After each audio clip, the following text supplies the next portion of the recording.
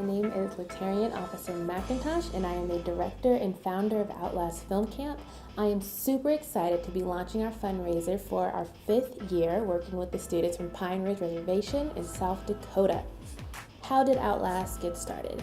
Well, I was in my junior year of college at the University of Southern California, and I came across this presentation done by a photographer who had gone to the res and just shot a bunch of really negative images. I'm talking about lots of poverty, lots of alcoholism, just lots of overall sadness. And I saw that and it really broke my heart, but not for the reasons that you may think.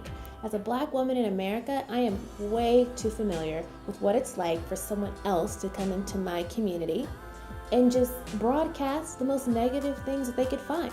And so I asked myself, what can I do to combat that?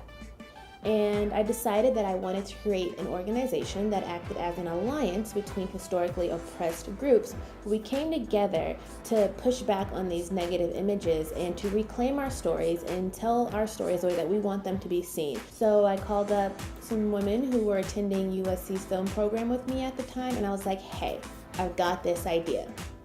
I want to start a film camp, and I want to go to Pine Ridge Reservation in South Dakota. What do you say? Are you in?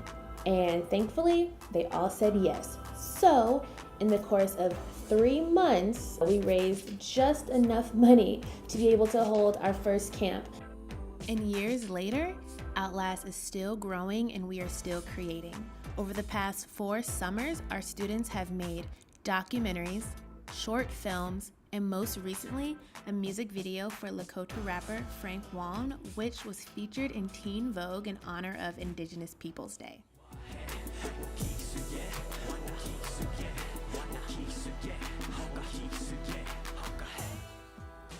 The work that we do at Outlast would not be possible without the incredible mentors who spend months prepping camp and a week and a half working camp on the res.